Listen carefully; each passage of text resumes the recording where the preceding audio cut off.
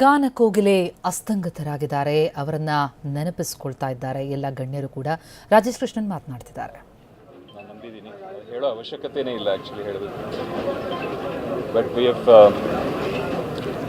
Truly last one of India's best ever singers.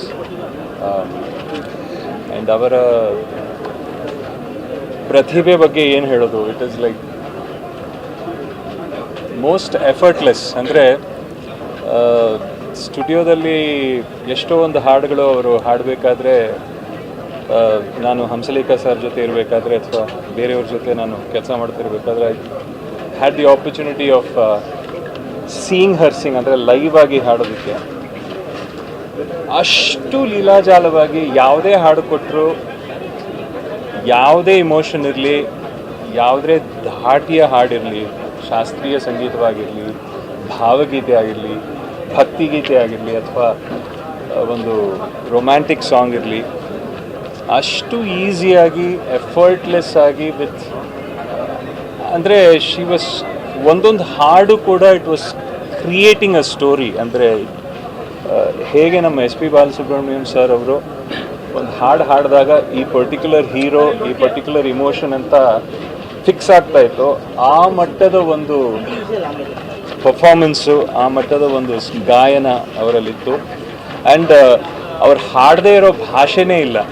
She has Sung in all languages. ಭಾರತದಲ್ಲಿ ಎಷ್ಟು ಭಾಷೆಗಳಿದೆ ಅಷ್ಟು ಭಾಷೆಗಳಲ್ಲಿ ಹಾಡಿದ್ದಾರೆ ಅವರು. ಅಂಥ ಆ್ಯಕ್ಚುಲಿ ನಮ್ಮ ಪುಣ್ಯ, ಅವರು ಕೊನೆಗಾಲಿ ಟೈಮಲ್ಲಿ ಇಲ್ಲಿ ನಮ್ಮ ಮೈಸೂರಲ್ಲಿ ಬಂದು ನೆಲೆಸಿದ್ದು ಅದು ನಮ್ಮ ಪುಣ್ಯ ಅಂತ ಅನ್ಕೋತೀನಿ. she spent a lot of time here, so we are very lucky.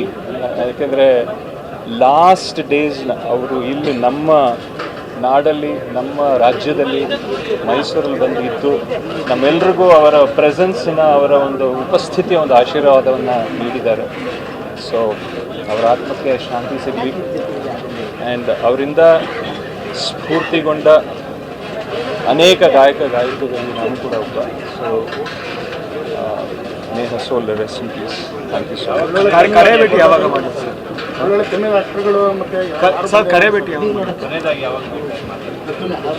ಇತ್ತೀಚೆಗೆ ಅಂದರೆ ಅಫ್ಕೋರ್ಸ್ ಸರಿಗಮಪ ವೇದಿಕೆಯಲ್ಲಿ ಇನಿಷಿಯಲ್ ಸೀಸನ್ಸಲ್ಲಿ ಅವ್ರ ಜೊತೆ ಜಡ್ಜ್ ಆಗಿ ಕೂತ್ಕೊಳ್ಳೋಂಥ ಸೌಭಾಗ್ಯ ನನಗೆ ಸಿಕ್ತು. ಸೊ ಆ ಟೈಮಲ್ಲಿ ಸ್ವಲ್ಪ ಒಡನಾಟ ಇತ್ತು. ಅಬೌಟ್ 3-4 years ಬ್ಯಾಕ್ ಅಂತ ಹೇಳ್ತಾರೆ. ಯಾಕಂದರೆ ಅದಾದಮೇಲೆ ಸ್ವಲ್ಪ ಸೆಕ್ಲೂಡರ್ ಆಗಿದ್ದರು ಅವರು, ಎಂಜಾಯಿಂಗ್ ಹರ್ ರಿಟೈರ್ಡ್ ಲೈಫ್. ಅದು ಒಂದು ಗುಡ್ ಥಿಂಗ್ ಏನು ಅಂದರೆ she was not like bed ridden, she didn't suffer.